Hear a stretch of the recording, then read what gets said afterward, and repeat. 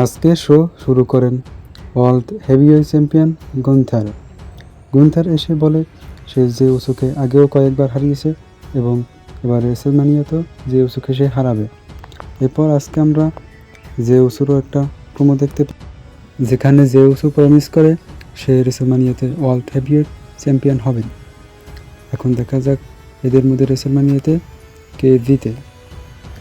আজকেই আমরা রে মিস্টেরিওর সাথে আমেরিকান মেডের একজন মেম্বারের সাথে একটি ম্যাচ দেখতে পেয়েছিলাম, যে ম্যাচটা রে মিস্টেরিও জিতে যায়, কিন্তু শেষ পর্যায়ে আমেরিকান মেডের লিডার তাকে আক্রমণ করে। এরপর আমরা দেখতে পাই আরও একটি ম্যাচ, ক্যারিয়ান ক্রস ভার্সেস এজে স্টাইলস। এই ম্যাচটিতে আমাদের ফিনোমিনাল ফোর-অন এজে স্টাইলস ক্যারিয়ান ক্রসকে হারিয়ে দিয়েছে, আর এজে স্টাইলস এই ম্যাচটি জিতে গিয়েছে। এই ম্যাচটি জেতার পর সেখানে চলে আসে লোগান পল এসে তার নিজের প্রশংসা নিজেই করে। এরপর তারা এজে স্টাইলসকে আক্রমণ করেন এবং প্রথম পর্যায়ে এজে স্টাইলস তাদের সাথে একাই লড়াই করছিল, কিন্তু শেষ পর্যায়ে লোগান পল আপার হ্যান্ড পায় এবং লোগান পল তার নতুন ফিনিশার এজে স্টাইলসকে দিয়ে দেয়, আর এজে স্টাইল শুয়ে থাকে। ফিন ব্যালার ও ফিনটার মধ্যে আমরা আজকে একটা ম্যাচ দেখতে পেয়েছিলাম। ম্যাচটা খুবই ভালো ছিল, কিন্তু এর কোনো ক্লিয়ার রেজাল্ট আসে না, কারণ জাজমেন্টে বরন ব্রেকারকে ব্যাকস্টেজে ম্যাচ শুরু হওয়ার আগে আক্রমণ করেছিল।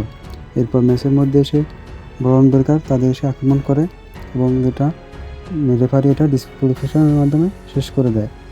এরপর সেখানে ডমিনিকো কার্লিটো আসে, এরপর তাদের মধ্যে মারামারি হয়।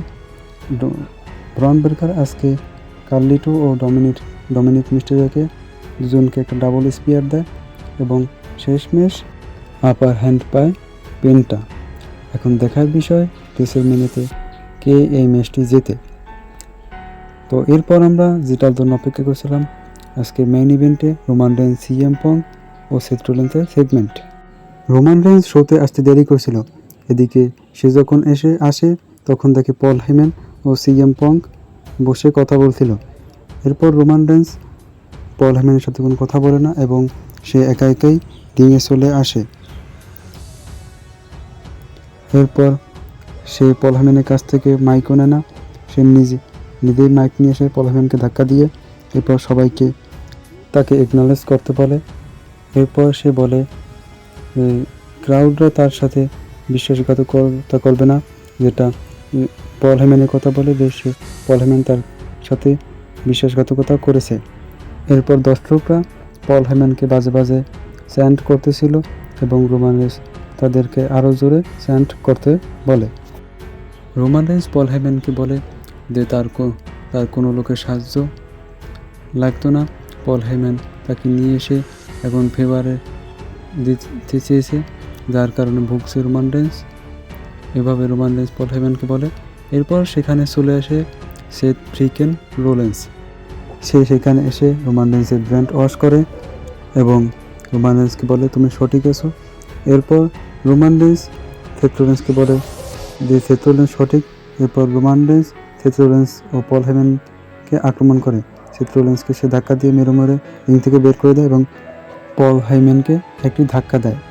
এরপর সে তাকে আক্রমণ করতে যাবে, কিন্তু সেখানে চলে আসে best in the world CM punk.